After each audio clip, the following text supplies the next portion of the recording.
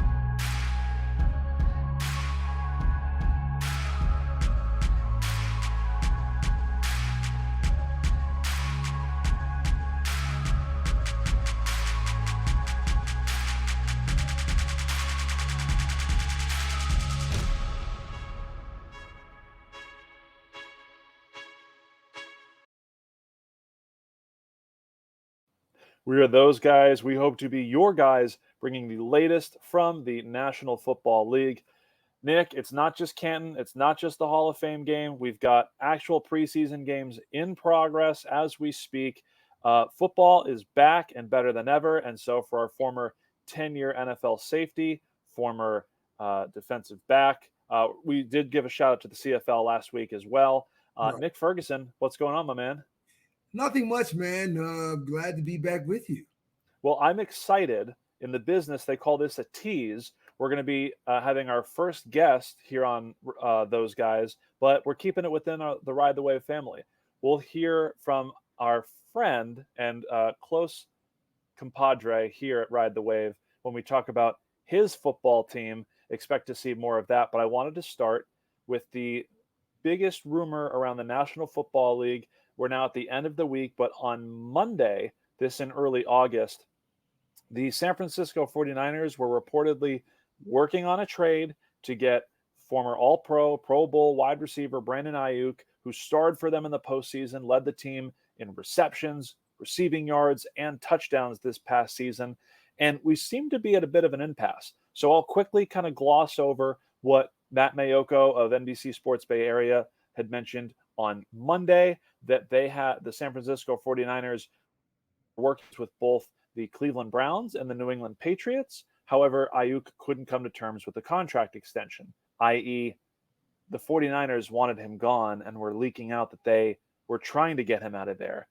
However, we circle back Wednesday, Diana Rossini of The Athletic reporting that, well, see, those other teams, they couldn't get a deal done, so now the Pittsburgh Steelers emerge as a landing spot, maybe the preferred destination of one Brandon Aiyuk, but now the 49ers and the Steelers can't necessarily come to terms with a deal.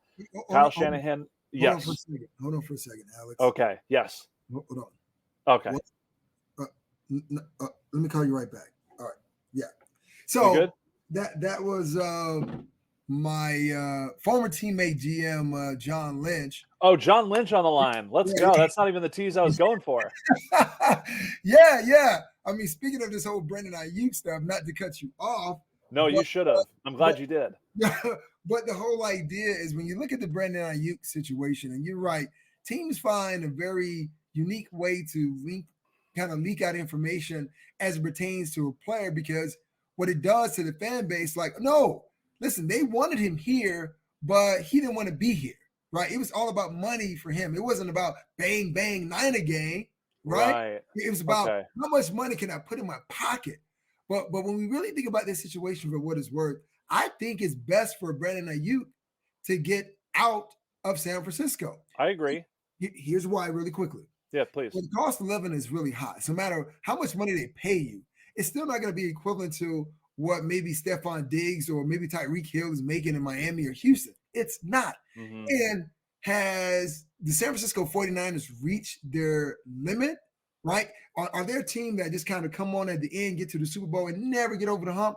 This is something he's got to really think about. And then when you think about the Steelers, look, dude, I hope they work that out, because that would be a nice place for him, because you got Roman Wilson, you have Van Jefferson, and you got George Pickens. I mean, Brandon Aiyuk goes in right away, and he's wide receiver number one. Yes.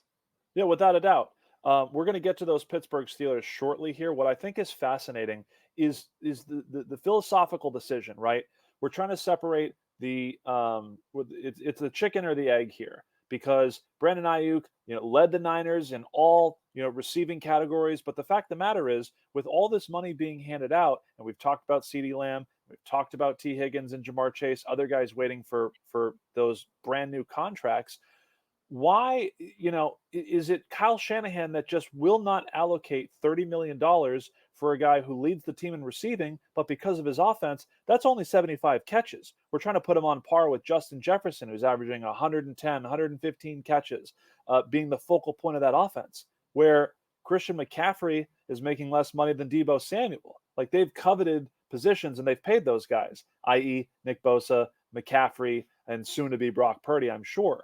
But this is happening because the 49ers' identity and their offense is to not allocate all those funds to one receiver. This is just business as far as the Niners are concerned, right, Nick?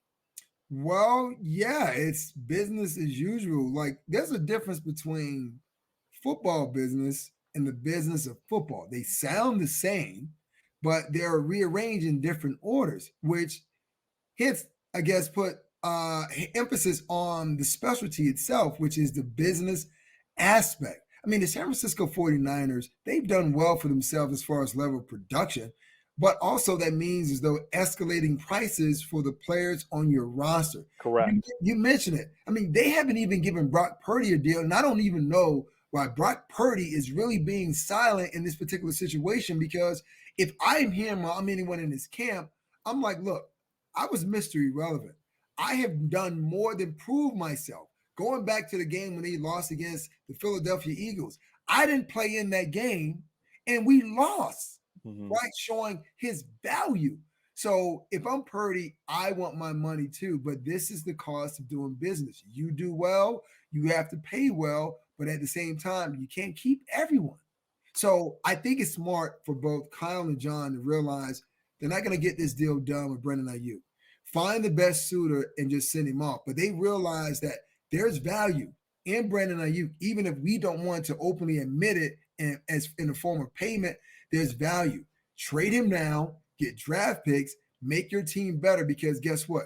You're not going to be able to keep Kittle, Deebo Samuels, Purdy, and Bosa all happy financially. That's how this works. Yeah, I'm going to put a pin in that, and maybe because I think this trade is going to drag out, I'd like to bring that up, because for a team competing for a Super Bowl, draft picks would have been great 2 months ago, or 3-4 months ago ahead of the draft. But if you were in the Super Bowl last year and want to be back, 2025 picks aren't going to help me. But on the other side of things, you mentioned the Pittsburgh Steelers and what the offense would look like with Brandon Aiyuk. So I think it'd be a great exercise as we continue our NFL training camp previews. The Pittsburgh Steelers are up, and because of that, we have to bring in for some unique perspective, because, listen, we can talk ball, we have our teams, but nobody reps the Steelers like our own Just Blane on part of the Ride the Wave media. He is Ride the Wave media. I mean, my guy, Blane, Nick, and I go back over a decade, one of my closest friends in the business and someone who I'm thrilled to have join us, and more importantly, to talk about his Pittsburgh Steelers. Just Blane, what's happening, my man? Welcome to the show. 1 sec, bro. 1 sec. Oh, you're going to big time me too, like you're Nick Ferguson. Oh, I caught that. No, man, I'm just finishing up my NCAA 25, my game, man. I got a season going here.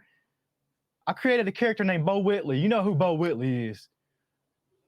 The quarterback from Minnesota State Screaming Eagles, baby, from Coach. There you go. I can name you the coaching staff. I can give you Luther Van Dam. I cannot give you Bo Whitley. I can give you Stewart the mascot, but I can't give you Bo Whitley. You can't forget him, dude. And let me just, I am the CEO of this network. You guys had John Lynch on the line, and you let him go for me? Come on. Well, in all fairness, no, it wasn't John. I just pretended as though it was John because we were talking about San Francisco. But if you want me to call him, I can call him. He is No, Nick no, no. You Ferguson. better not do that on the line right here, because that could get crazy. He's leveraging his 10 years in the NFL. That is his guy. They shared the backfield together, one playing center field and one being Nick Ferguson. Let's talk about your Pittsburgh Steelers, Blane. Now, I know this Brandon Aiyuk stuff is kind of hanging in the breeze, so we're not going to spend too much time on this. But here's the reality. Mike Tomlin is now entering year 17 as the head coach of the year 18. Good Lord, time is flying by. Year 18 as head coach of the Pittsburgh Steelers. And, despite with how 2023 went, playing 3 different quarterbacks, your former first-round pick in Kenny Pickett totally flaming out, well, what do you know? They still finish with an incredible, impressive record, all things considered, 10-7, which was good for 3rd in the division. They showed up for a postseason game, and they said goodbye very quickly. But we come in now with wholesale changes all across for this football team. I think before we dive into it, from your perspective, Blane, kind of last year coming into this year, let's do a vibe check. Like, how are you feeling about them boys? And really kind of what would you kind of like to learn when you spend time with myself and Nick? Man, my Steelers, they're going to be better than ever this year, I think, because here's the thing. Last year, you asked even the Steeler fan base to name 3 players. You can't do it. Mm-hmm. Like, it was just a bunch of dudes out there who came together under Mike Tomlin and had a winning season. Alex, you know me for a long time, and I used to not watch the Steelers until the playoffs because it was guaranteed they're going every year. And I love my Steelers, but I didn't have to watch them because I knew they were playing in late the year and it meant something. Mm-hmm. I don't see that changing this year. Like, it's Mike Tomlin has got something magic that can't be replicated. What I want to learn from you guys, man, I don't know, man. You guys know way more in-depth stuff of who got drafted and all that kind of stuff. And I know a couple of the draft picks, like Roman Wilson. I think I even texted you and Ferg about that one. I mentioned that when national champion. Yeah, I was excited about that one. Russell Wilson. I mean, you got the Wilson brothers there. I mean, are they brothers? No. Okay. Is that where you want to start? Because Nick, obviously, you followed Russell Wilson last year as a member of the Denver Broncos. Yeah. Let's open things up because you have been a staunch defender of Russell Wilson, the player, obviously clashing with Sean Payton and how things ended in Denver.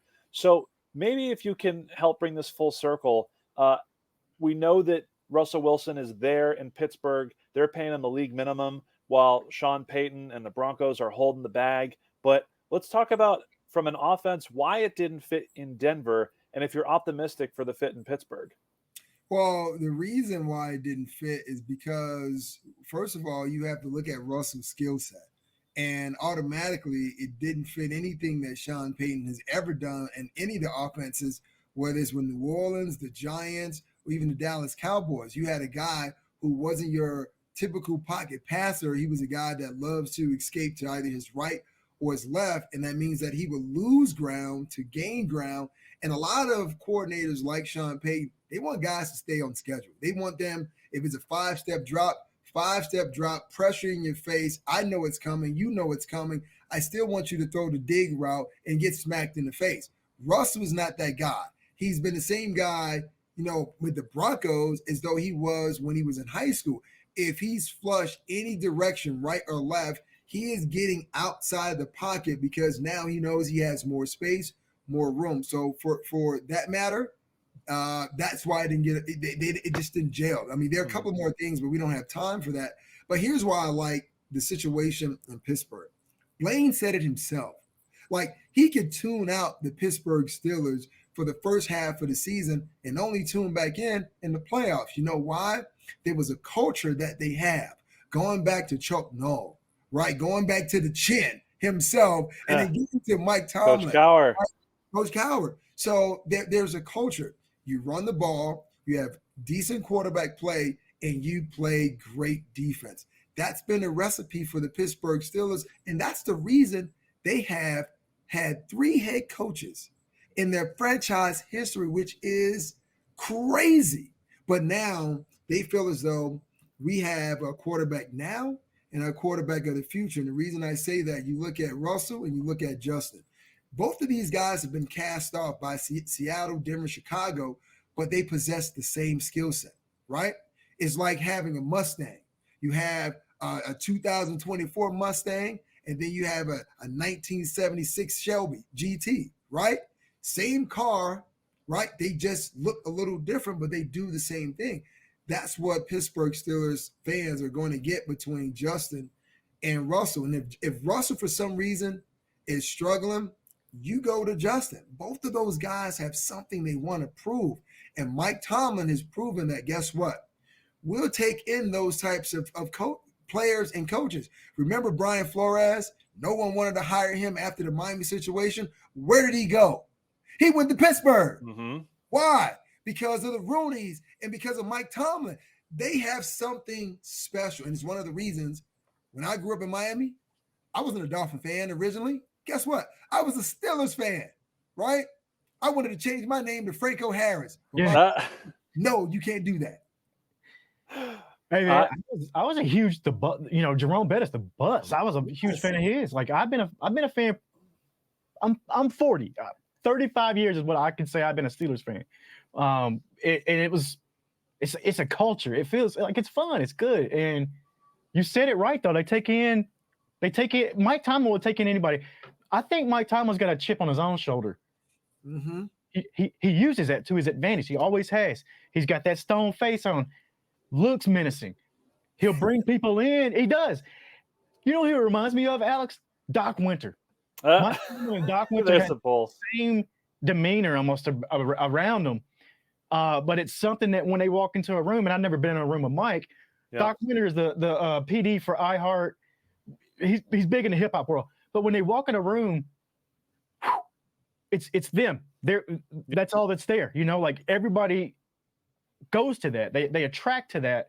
And I think it's such a positive way. It's almost like there's the opposite side. I don't want to knock Ryan McBain's Raiders, but the Raiders had this, they'll take anybody in there, all the criminals and all this. I think there was another culture that the Steelers had with it. It was like, yeah, we'll take you in, but you better act right or something. I don't know. There was something different about it. It's gonna be exciting. Go ahead, Alex. I thought you had something there. Well, no, I was going to start with Russ, but your description of what Mike Tomlin does is apt. I mean, consuming, being a part of the media, consuming enough, like news clippings and podcasts and all that, you get the same response from anybody that's a player, coach, former player, coach in the media. When Mike Tomlin enters the room, there's like a different air about things, and he's not going to say anything. Hey guys, how are you doing? He stands there and he looks, and it's stoic. Like, what's he thinking about? What's on his mind? Like, just everybody fascinated with Mike Tomlin, the person, and largely built off the success that he had. And I want to get back to the team and the Russell and Justin Fields dynamic. We're seeing that play out where Justin Fields has been practicing with Russell dealing with a calf injury. So you're getting those reps that Justin Fields needs. I'm not saying that Russell Wilson doesn't need them, because we've got a brand new offense for him, for Pittsburgh as a whole. A lot more changes than we've come to expect in a typical Steelers offseason. So I think living in both the present and the future, Nick, to your point about the quarterback situation, is something that is playing out right before our eyes. And we'll see. I mean, on a one-year deal and Justin Fields is on an expiring deal, they are both auditioning for their next contracts. And I'd be willing to bet, I don't want to guarantee it, but I'd be willing to bet that one, but definitely not both of those quarterbacks would get a second contract from the Pittsburgh Steelers. You know what this reminds me of? A movie I saw a couple of years ago. And if you're a comic book fan, you'll get this. It's Future Past, but it's the Pittsburgh Steelers version of Future Past, because Fields can be the future while Russell is the past. And the Pittsburgh Steelers, when you listen to other individuals around national media, they don't really like this combination because they were down on both quarterbacks to begin with last season, right? But to me, this is the perfect situation of your Pittsburgh Steelers, because if neither one of these guys work out, guess what?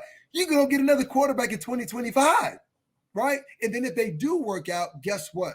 you are still not paying either quarterback the average amount per year that the quarterbacks are making. You're not paying them what Justin Herbert made. You're not paying them what Jordan Love was paid. You're not. So you're still under the cap, but you still have quality play at the quarterback position. So the Pittsburgh Steelers, believe it or not, they are in great position right now. How is that? How did that go from last year? Like, seriously, I'm like, yeah, Kenny Pickett, okay. But literally, you went from a Hall of Famer to 3 quarterbacks that nobody can name.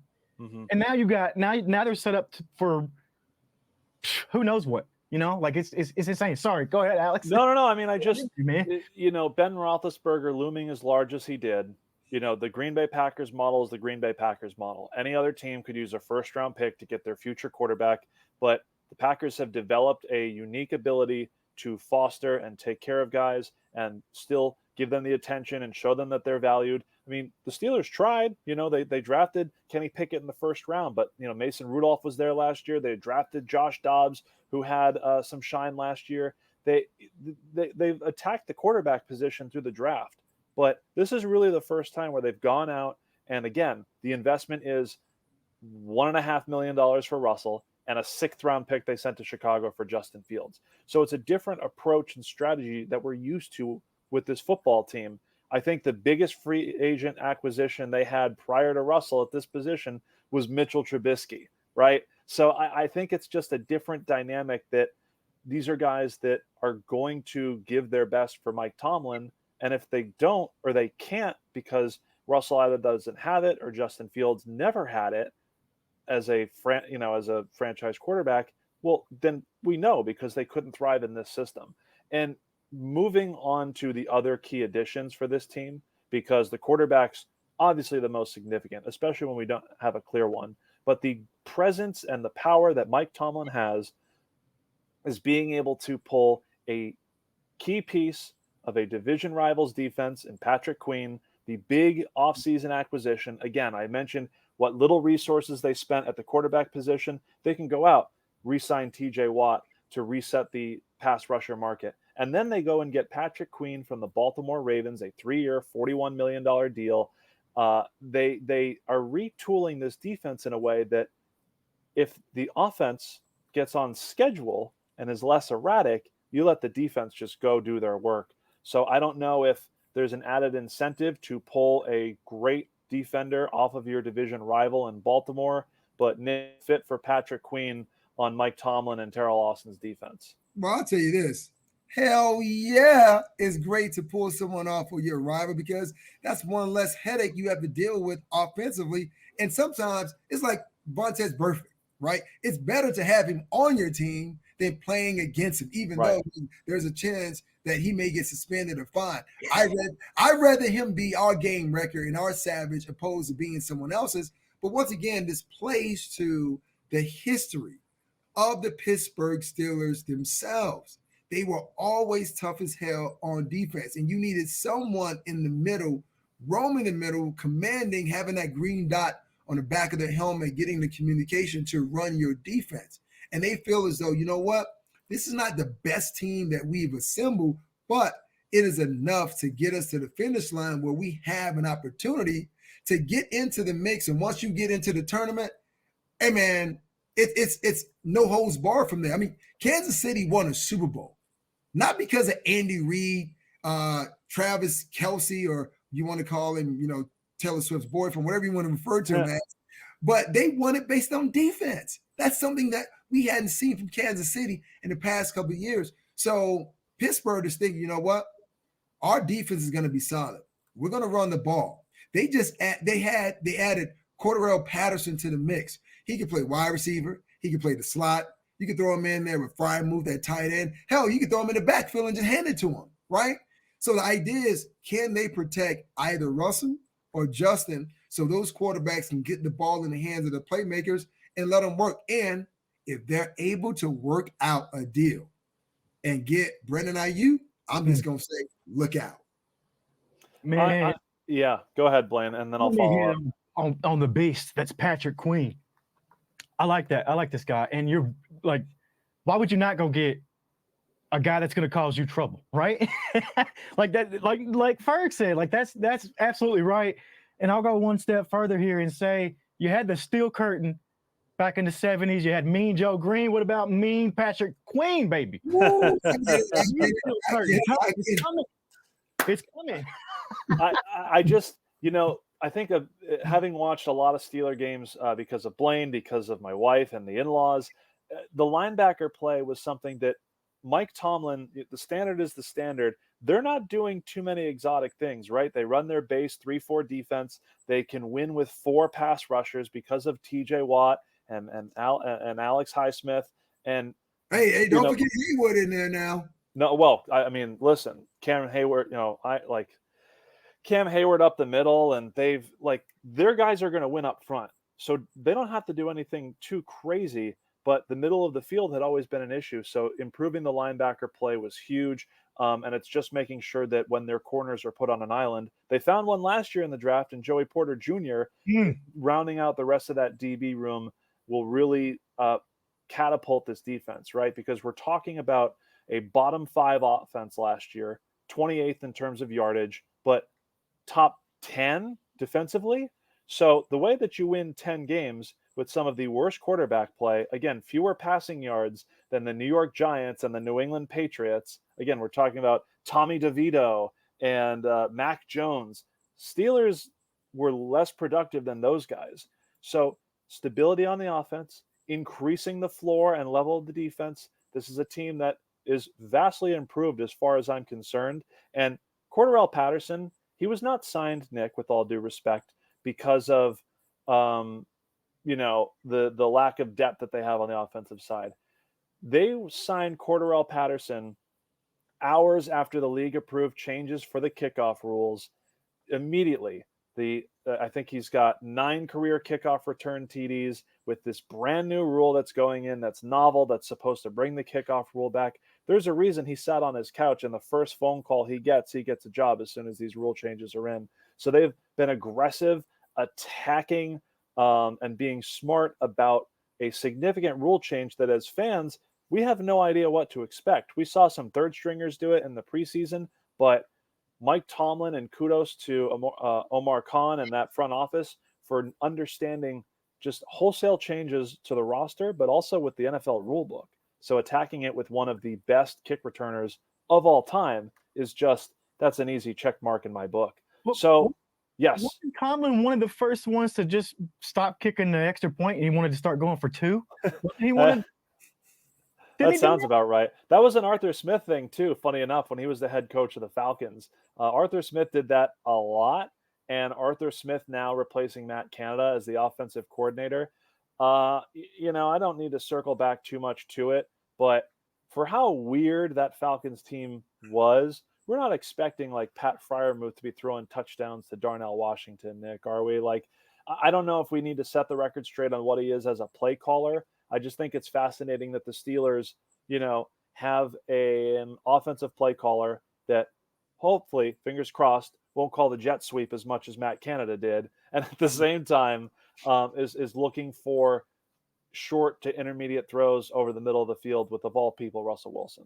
Well, I'll say this. No, he's not. Yes, Canada. That's kind of a play from Duke Kaboom. Keanu Reeves' character from the little kids movie. But listen, shout out 3 of us being dads. Yeah. Here's what I will say. See, don't underestimate Arthur Smith, because some of the plays that he ran in Atlanta, maybe they were not successful because they were not highly executed, right? Mm-hmm. Once again, just think about what the Steelers really have and think with a creative mind. So there's a possibility you can get Russell, Justin, and Cortorale Patterson on the field at the same time. So defensively, that's a nightmare because you're saying, okay, well, who do we take away? How do we take it away? Russell's going to scramble. You can throw it to Fields. He can run it and he can throw it. And Cortorale Patterson, when you throw it to him, he's running through guys. So I'm looking for the creativity from Arthur Smith. And for me, I'm like, in the preseason, you try all of that. Even if it fails, you know why, guys? Because the teams you face every single week, guess what? They got to practice for those plays, even if you never run them. And now they have so much talent on the offensive side of the ball, but it's on Arthur Smith to bring it together. That's amazing. That's a great point. Like the fact that 3 elite players, I mean, I'm going to hype them up. These are my boys. Hype them up. We them boys. Elite players on the other side of the ball. On the other side, the defense side, you've got to find 3 elite players to cover those guys. That's dangerous.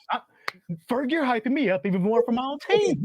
Blane, let's get the hype train going. Let me give you one more thing. All right. As a defensive coach and a defensive player, you know what one of the hardest things to do is to tackle in space. And keep this in mind, that with the new rules changes, the hip drop tackle, you can't do it anymore. You can't do it anymore. So you want to put the defensive guys on their heels, and if they do the hip drop tackle, guess what? First down. Give them to me, right? I'm just saying, Blane, I'm just going to put it out there. Hey, man, I'm going to be over here yelling like Rodney Harrison we used to work with. He would say, my Steelers. Anytime a team was winning, he would say, my Steelers, my. Yeah. Oh, Rodney, you. I love him. He was a legend on Sunday night for that. Yeah. We're talking about key pieces to the Steelers offense now. You know, the hub where things are moving, right? The run game with Najee Harris and Jalen Warren, who I'm so ecstatic for. But it's at the same time cycling out different pieces, right? The offseason kind of kicked off prior to the draft with this big Deontay Johnson trade, sending him to Carolina. I mean, talk about from the penthouse to the outhouse with no disrespect, no strays for Dave Canales and crew. But Blane, I mean, this Deontay Johnson experience, right? He was the number 1 receiver. They'd have their shots every once in a while for George Pickens. But as a Steeler fan, do you remember the Deontay Johnson experience and kind of like what it's like getting off that ride after the last few years for a guy that was thrown at a lot? He went a whole year without catching a single touchdown. And it's like every other play, he's either dropping a pass or his knee bends over backwards. You think his season is done, and he just like trots back out on the field 3 years later. Like I'm just fascinated to see like how this offense looks with a key piece like that, kind of being moved on for, in essence, cornerback depth and a 7th round pick. All I'm gonna say is he's exhausting to watch. That's it. It's exhausting. You never know. It's almost like, who's our guy we watch? Like Jeff Green for the Celtics. We've been talking about Jeff Green for a decade. Me and Alex have figured out that there's this cycle of Jeff Green, and every 11 months and 3 days or something, he'll go out for like 45 points. Yeah. But other than that, nothing. I feel like the same. You watch the same type of thing. This is the NFL example of the Jeff Green effect. We're gonna trademark that because I think we really got something there, Alex. I mean, we got some runway with still. He's in the NBA. He was an NBA champion with your Denver Nuggets, Nick. But it just seemed like he was the focal point of the offense for so much of the time. Yeah. But yeah, you'd be holding your breath.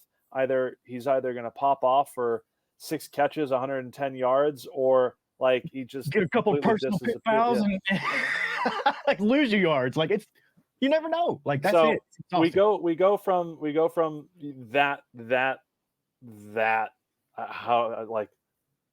that to how they addressed other areas of the offense in the draft. We'll quickly go through the emphasis on the offensive line. Their 2 top picks, Troy Fautanu from Washington, who looks like he's going to start out at right tackle, and then Zach Frazier out of West Virginia, who, by the way, has a beard larger than yours, Blane. Oh, and man. by the way, his hobbies outside of football include woodworking. He built a log cabin out there in the sticks in West Virginia. I think Zach Frazier is about to be your favorite player, and it's not just because within 2 years, I mean, I'm including the addition of Broderick Jones in the first round last year. In 2 years, the Steelers have taken what was once one of the worst offensive lines and could make it one of the strengths of their offense. So, Nick, again, we talk about Russell Wilson or Justin Fields, likely Russell Wilson. Here we go. If I just say Justin Wilson, I'm never wrong. Yeah. Just say Justin Wilson. Justin Wilson. So the offensive line additions, Blane, you're hyped about Roman Wilson. Like, how does that affect the two running backs that were both incredibly effective last year and kind of the identity of this team overall? Well, look at where Arthur Smith has been in previous years, right? He was in Tennessee when you had Derrick Henry there, Bijan Robinson in Atlanta. Once again, he could not run the full gamut of his offense because he had a quarterback that was so up and down. Now, when you kind of revamp your offensive line and you stick to what the Steelers do best, but more importantly, you understand what your quarterbacks do and do best, that's getting them outside the pocket. This is something that Sean Payton did not do well here for the Denver Broncos with Russell, or the combination, or vice versa, if you want to call it that way. The thing is, for Arthur Smith, he needs to get both of those quarterbacks outside the pocket. The reason I say that, it puts stress on the defense. That middle linebacker, he's got a long way to run.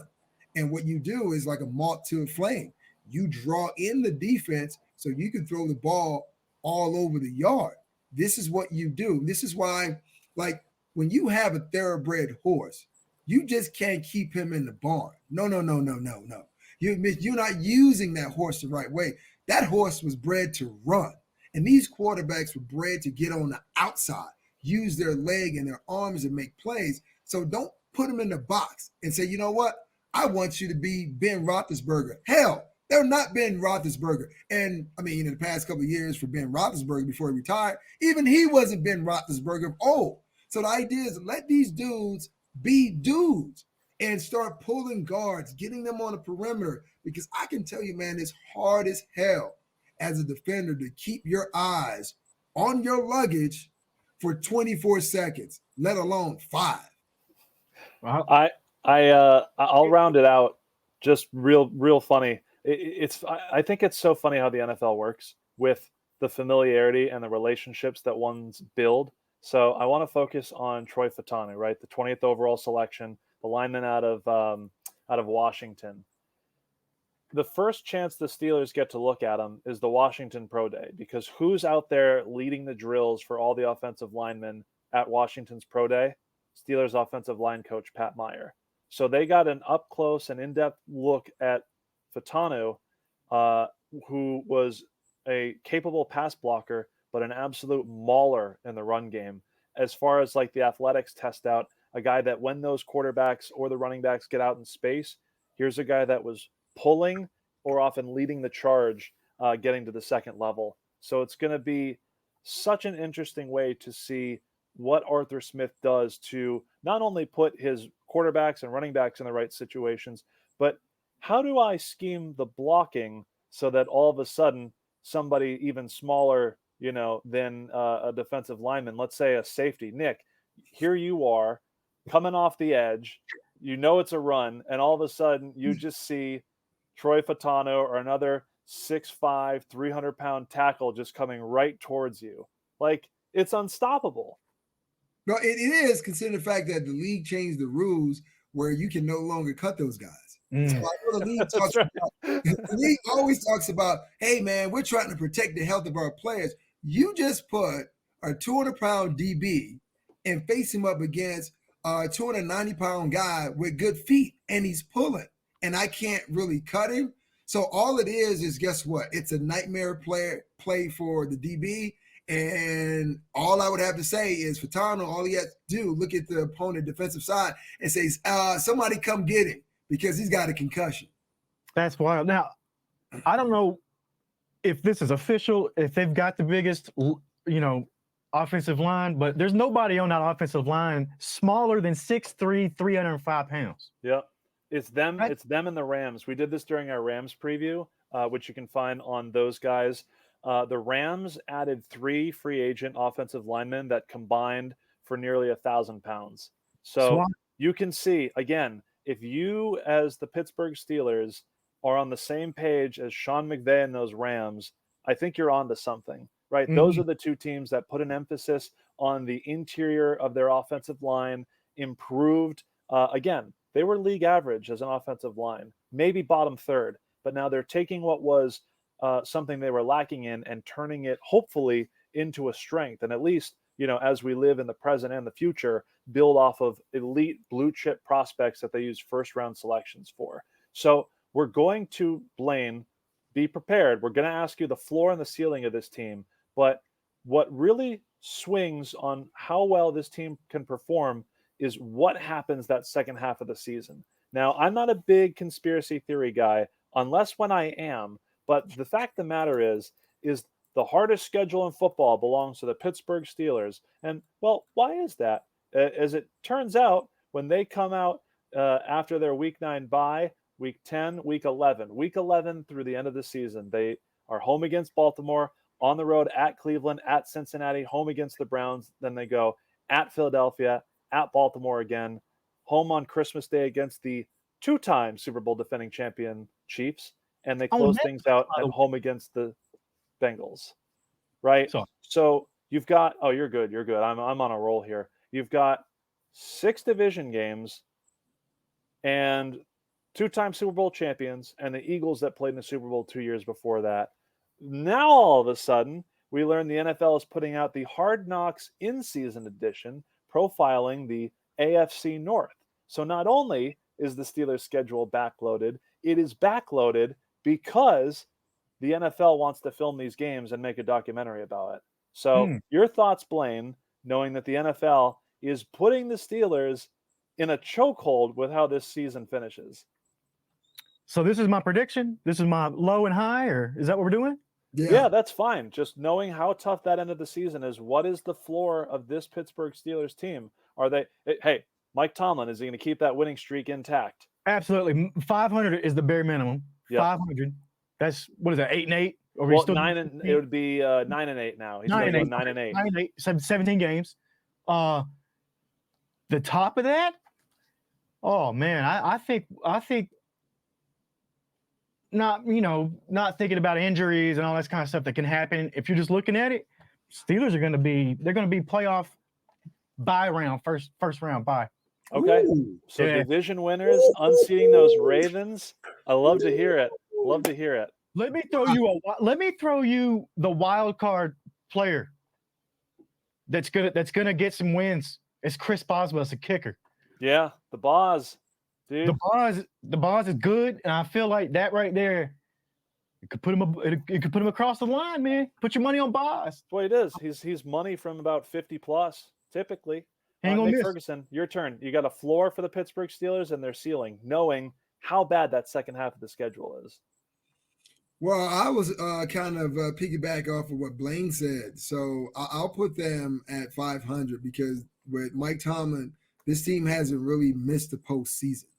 Right? They haven't really made it to the end of the Super Bowl, but they've been really good as far as getting to the postseason. Just think about it.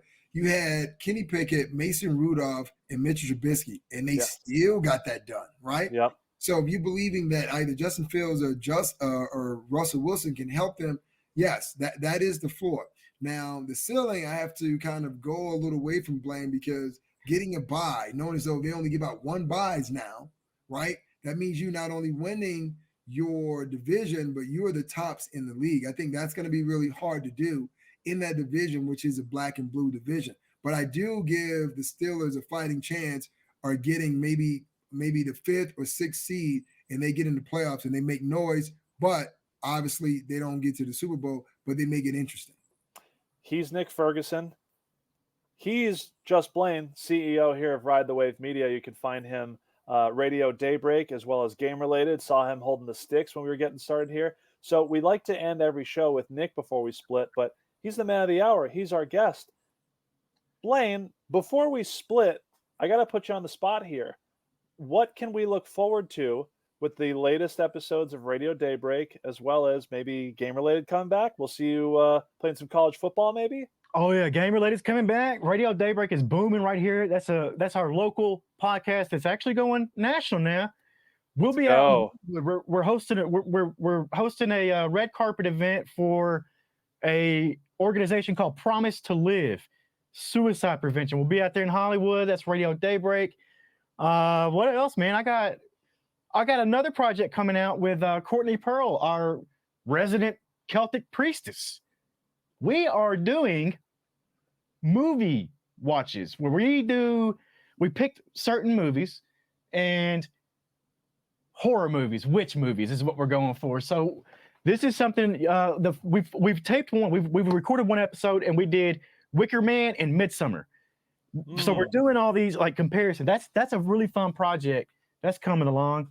All kinds of stuff in the works, man. We got a Lego event coming up. Radio Daybreak will be a part of here 2 weeks from now. So it's booming, man. It's booming. Man, just make sure you wear. I know you like to lay like those feet to breathe, but by all means, man, closed-toed shoes. There's no bigger pain than a Lego on the bottom of the foot. Right. I swear, like having my son now, like that is the pain, like the pain of not only not putting the toys away properly, but like getting that on the bottom of my foot. I wouldn't wish that on my own worst enemy. I really wouldn't. Oh, that's awful. We got none of those around here, though. Just Blane, can't thank you enough for joining us. One more. Let me drop one more prediction about the Steelers. Oh, let's go. Week two, Rusty Wilson is going to go into Denver. Uh-oh. This is what I'm going to say. Right, he's going to throw 5 bombs in there. 5 TDs. Okay, see, Blane. See, my wife would say that I listen, but I don't listen to her all the time, and that's kind of true. But in this case, I'm listening to you, and what I heard 5 bombs, but you didn't say who was catching them. You didn't say who's catching them. That's true. There he is, Nick Ferguson, showing his allegiance to his Denver Broncos, despite how much you just heard him pump up Russell Wilson. Rusty's going to be in there saying, "Acknowledge me," like our tribal chief Roman Reigns. This is what he'll have on under his jersey. Mr. Unlimited. The fun is unlimited here. You can always catch us, Ride the Wave Media, those guys, Apple Podcasts, YouTube, if you want to see Blane on the stream. Again, can't thank you enough for helping us kick off our first guest that we've had here to predict. It's good to get our perspective, but even better to get someone closer to the team than the two of us. So, Nick, Blane, a pleasure. We'll have to have you back on again, especially come September 16th, the day after those Pittsburgh Steelers come into Denver and do what? 5 touchdowns, baby. 5 bombs. I didn't say who to. Peace.